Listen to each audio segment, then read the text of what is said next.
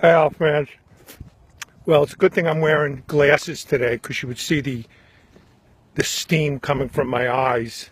But the Owl Report goes on, and it was a miserable week. Let me just capture that we had 4 games this week.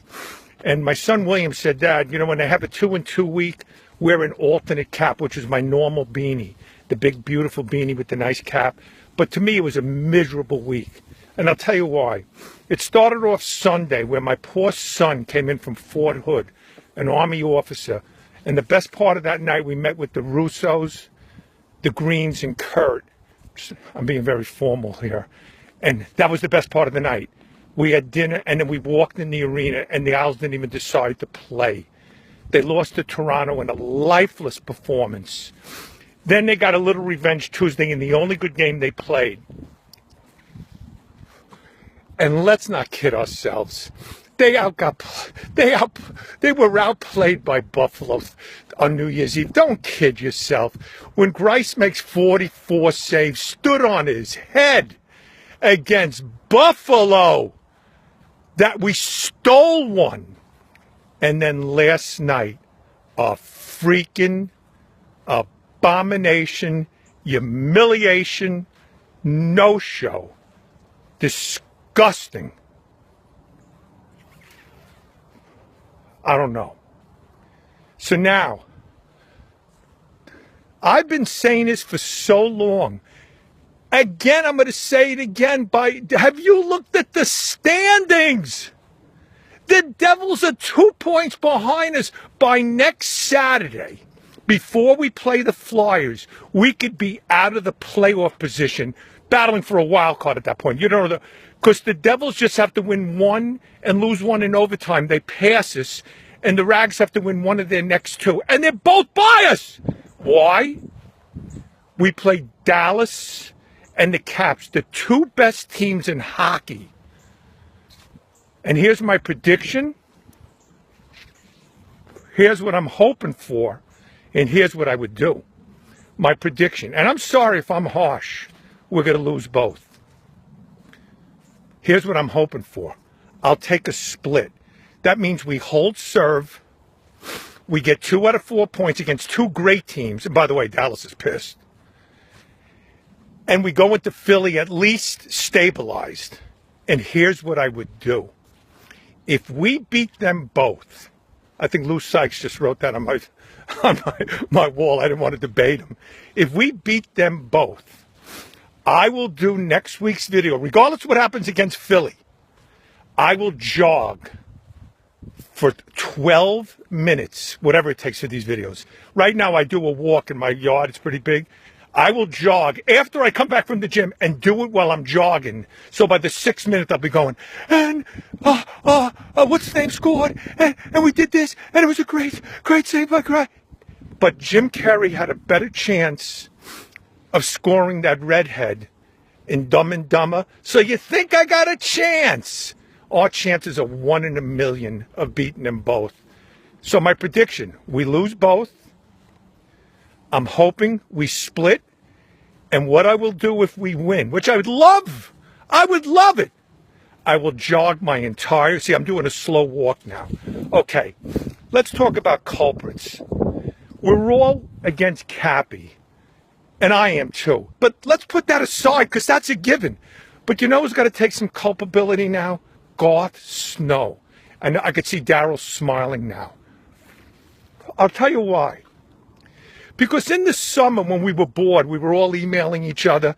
Snow took a gamble that with Lubo retiring, Pulock and Mayfield would take that next step and be the 6th guy. And we already knew Straight was the 7. And that Lee, Nelson, and Strome would take that next step. So I'm going to stand pat. And there's a team in Washington that beat us. And they said, well, let's go out and get Oshie and Justin Williams, Mr. Game 7. And they were better. They were better than us. And they got better. How about Pittsburgh? I'm reading, they only have 2 lines. Yeah, ask that to freaking Kessel and Crosby. Kicked our freaking ass last night.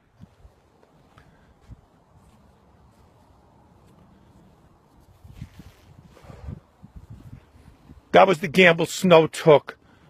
Lee and Strome. 8 goals in almost 40 games. That's our youth. That's our freaking youth. Okay? Where's Pulock and Mayfield? And by the way, here's the biggest joke. Now, I will give Snow credit. He did get Grice, who saved our season.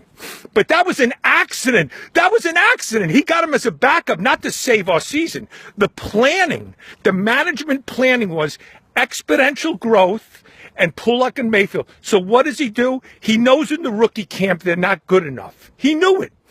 He gets Zidlicki. Now, let me put this in perspective. The Wings for 50 years have been looking for a right-handed defenseman. I'm exaggerating the years. They signed Zid for the playoffs.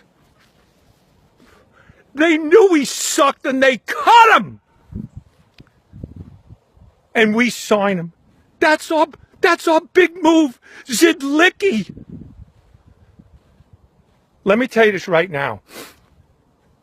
3 people have to step up, otherwise we're screwed. Lee, Strome, who I mentioned, they only have 8 goals. And yes, I know my son will disagree, but 91.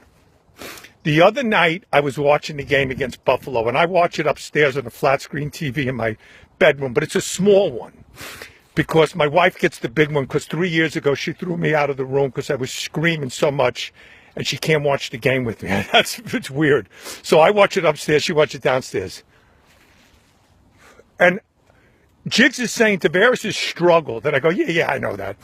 And they put on the screen under the A category, it says G for goals. He got 14. I think he's up to 16 with a no-nothing goal yesterday. And it had the A. And I saw 14. Now I think it's up to 15. I go, 14! I went up to the TV. I put on my reading glasses because I could still see a crow off a wire, but I can't read credit cards because as I'm getting older, I can't see as well, but I still have a lot of energy. And I hope to be jogging for you guys next week, but that's neither here or there.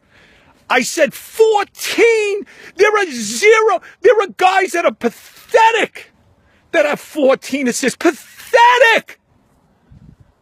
He has to carry this team with Boychuk being out. Letty has to contribute more from the back end. Lee and Strome have to score, and Tavares has to be a captain and lead. He has to get points. He has to dish. He has to fight. Not fight physically. He has to fight for the puck more. He looks like he's I believe Tavares is sick or hurt. I really do. Because he couldn't have lost it the way he played last year. And I'm not saying he's the worst player in the team. He's the best. But play like it. Tonight, 5 o'clock, a pissed-off Dallas team. Again, I'm predicting a loss. Thursday, a fabulous Cap team. I'm predicting a loss. I hope we split. We'll be in good shape if we do. And what I will do next week, I'll be like this. I'll give you a little prelude. Well, we had a pretty good week. The Isles, for 12 minutes of that. But don't hold your breath. That beautiful redhead had a better chance of being scored by Jim Carrey than the Isles winning the next 2 games. So with that in mind, till next week, let's go Isles. I truly do hope I'm jogging next week because I'm a huge Isle fan that's pissed. And let's see what happens.